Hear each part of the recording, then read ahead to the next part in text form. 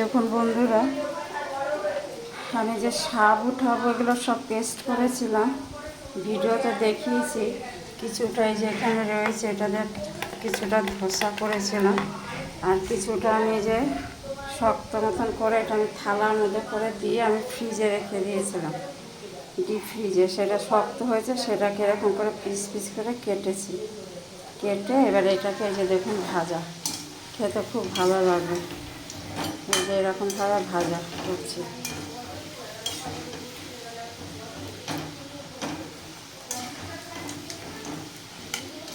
চায়ের সাথে তো এটা খুবই ভালো লাগবে টমেটো সস দিয়ে।